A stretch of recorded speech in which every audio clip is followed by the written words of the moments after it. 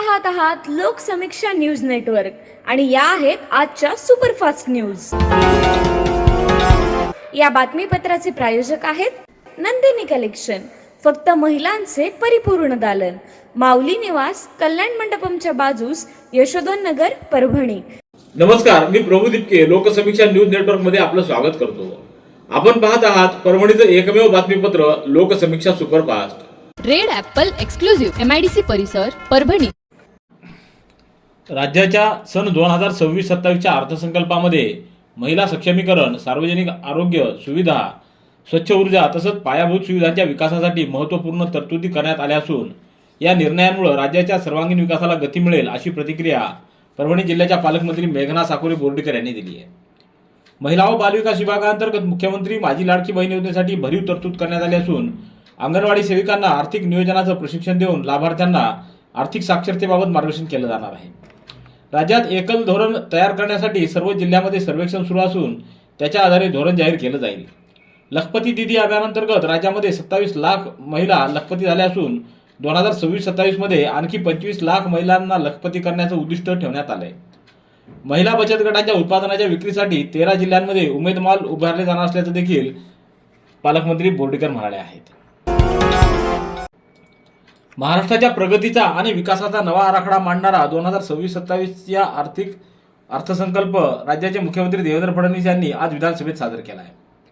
शेतकरी, महिला, युवक, उद्योग आणि पायाभूत सुविधा या सर्व क्षेत्रांचा समतोल साधत राज्याला विकसित अर्थव्यवस्थेकडे नेण्याचा स्पष्ट मार्ग या अर्थसंकल्पातून दिसून येतो। विकसित महाराष्ट्र 2047 या दूरदृष्टीपूर्ण संकल्पनेला केंद्रस्थानी ठेवून सादर करण्यात आलेला हा अर्थसंकल्प केवळ आकड्यांचा ताळेबंद नसून राज्याच्या भविष्यासाठीचा रोडमॅप आहे। त्यामुळे पुढील काही दशकांमध्ये महाराष्ट्राला जागतिक स्तरावरील आर्थिक शक्ती बनवण्याचा सरकारचा संकल्प यातून स्पष्ट दिसतो। पुण्यश्लोक अहिल्यादेवी होळकर शेतकरी कर्जमाफी योजना जाहीर करून सरकारनं बळीराजाला दिलासा देण्याचा प्रयत्न केला आहे।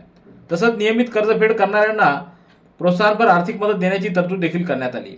तर महिलांसाठी सुरू असलेली माझी लाडकी बहीण योजना यापुढे सुरू ठेवण्याची घोषणा करण्यात आली असून महिला सक्षमीकरणासाठी सरकारची बांधिलकी या अर्थसंकल्पातून पुन्हा एकदा अधोरेखित झाली असल्याचं आमदार डॉक्टर रत्नाकर गुट्टे यांनी प्रसिद्धी पत्रकात म्हटलंय।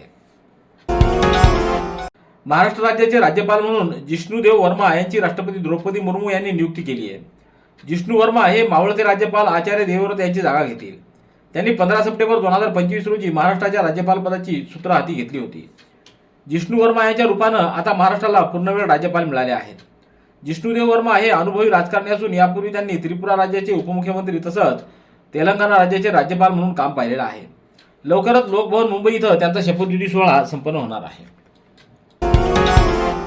महाराष्ट्र नर्सेस असोसिएशन परभणी विभागाच्या वतीनं आज जिल्हा सामान्य रुग्णालयात शहरी आणि ग्रामीण भागातील नर्सेसांच्या ज्ञानात भर पडावी आणि रुग्णांना वैद्यकीय सेवा देताना कार्यकुशलता यावी या भावनेनं एक दिवसीय CNE CPD क्रेडिट 10 पॉईंट कार्यशाळेचं आयोजन जिल्हा सामान्य रुग्णालयातील सभागृहात करण्यात आलं।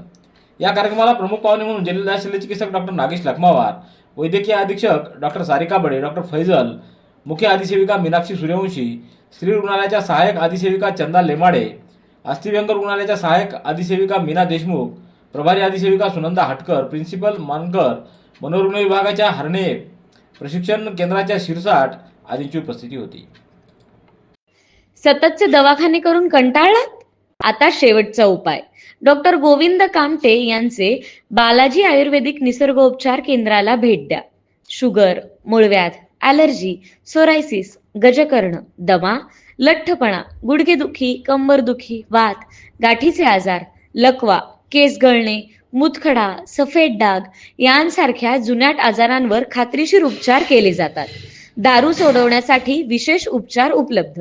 संपर्क डॉक्टर गोविंद कामटे, आयुर्वेद विद्याविशारद, बालाजी आयुर्वेदिक निसर्गोपचार केंद्र, तलाठी कार्यालयाच्या बाजूला, वसमत रोड, परभणी।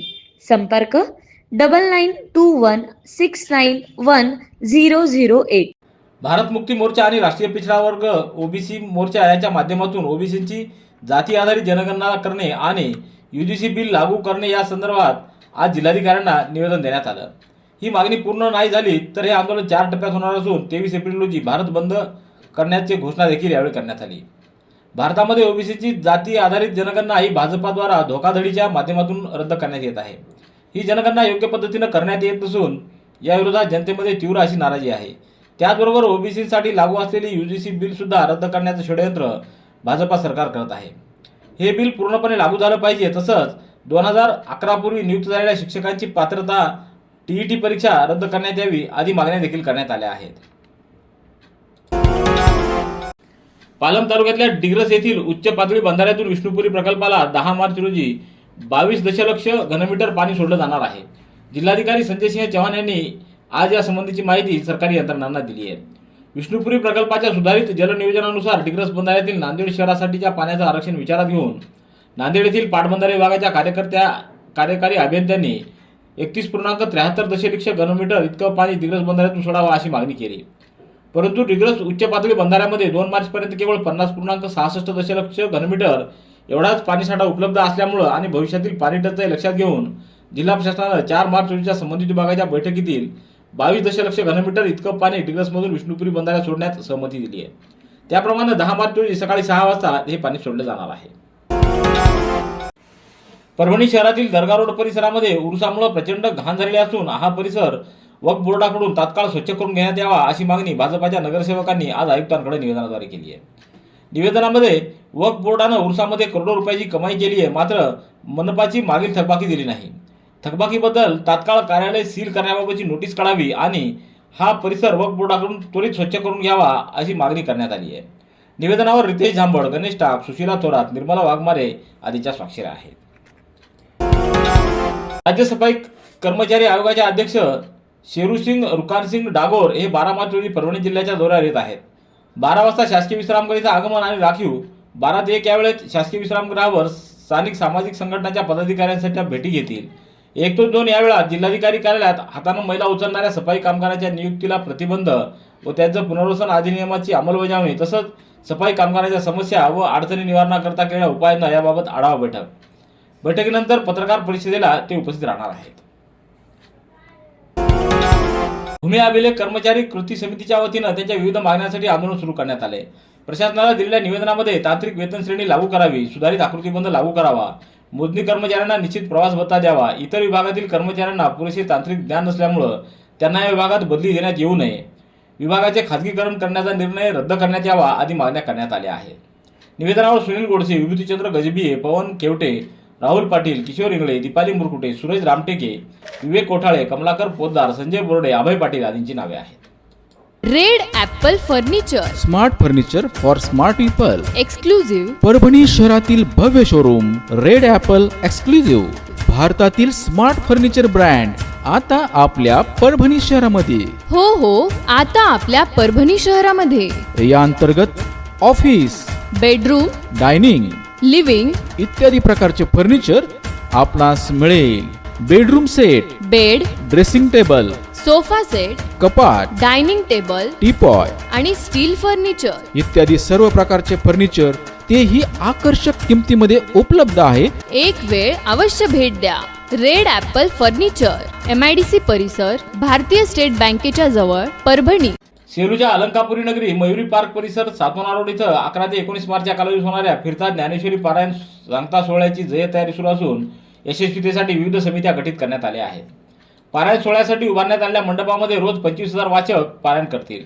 फिरता ज्ञानेश्वरी पारायण सांगता सोहळ्याच्या निमित्तानं 11 मार्च रोजी हेलिकॉप्टरनं शहरामध्ये ज्ञानेश्वर माऊलीच्या पादुका येतील. सकाळी 9 वाजता केशवराज बाबासाहेब महाराज मंदिरापासून ग्रंथदिंडी निघणार आहे. तर ग्रंथदिंडीवर हेलिकॉप्टरनं आणि जागोजागी पुष्पवृष्टी करण्यात येणार असल्याची माहिती संयोजकांच्या वतीनं देण्यात आली आहे. पशुसंवर्धन विभागातील पशुवैद्यकीय अधिकारी व कर्मचारी ग्रामीण भागातील पशुधनाच्या आरोग्याची काळजी घेण्यासाठी दिवस-रात्र कार्यरत असतात. मात्र सध्या विभागातील विविध धोरणात्मक व प्रशासकीय अडचणीमुळे कामकाजात अडथळे निर्माण होत असून अधिकारी कर्मचाऱ्यांवर मानसिक व शारीरिक ताण वाढत असल्याचं सांगत त्यांच्या विविध प्रलंबित मागण्यांसाठी राज्यव्यापी आंदोलनाचा इशारा देण्यात आला आहे. ज्ञानसाधना कॉलेज ऑफ फार्मसी महाविद्यालयात राष्ट्रीय फार्मसी शिक्षण दिनानिमित्त फार्मा वीक या सप्ताहाचं आयोजन करण्यात आलं. हा कार्यक्रम ज्ञानसाधनाचे अध्यक्ष प्राध्यापक किरण सोनटक्के आणि सचिव शीतल सोनटक्के यांच्या मार्गदर्शनात पार पडला. जिल्ह्यातील सुशिक्षित बेरोजगार उमेदवारांसाठी जिल्हा कौशल्य विकास रोजगार व उद्योजकता मार्गदर्शन केंद्र व संत जनाबाई कला वाणिज्य व विज्ञान महाविद्यालयाच्या संयुक्त विद्यमानं 11 मार्च रोजी सकाळी 8 ते 12 या कालावधीत गंगाखेड येथील संत जनाबाई कला वाणिज्य विज्ञान महाविद्यालयात पंडित दीनदयाळ उपाध्याय रोजगार मेळावा आयोजित करण्यात आला आहे. शासनाच्या कौशल्य विकास विभागाकडून जिल्ह्यातील गरजू सुशिक्षित बेरोजगारांना खाजगी क्षेत्रात नोकरीची एक संधी उपलब्ध व्हावी या हेतून हा मेळावा आयोजित करण्यात आला आहे. रेड ॲपल एक्सक्लुझिव्ह MIDC परिसर परभणी. याबरोबरचे बातमीपत्र संपलं. पुन्हा भेटूया उद्याच्या सुपरफास्ट बातमीपत्रात. पाहत रहा लोकसमीक्षा. तुम्हाला हे बातमीपत्र कसं वाटलं याबद्दल आपली प्रतिक्रिया नोंदवा. दररोजचे अपडेट्स मिळवण्यासाठी लोकसमीक्षा चॅनलला सबस्क्राईब करा. धन्यवाद.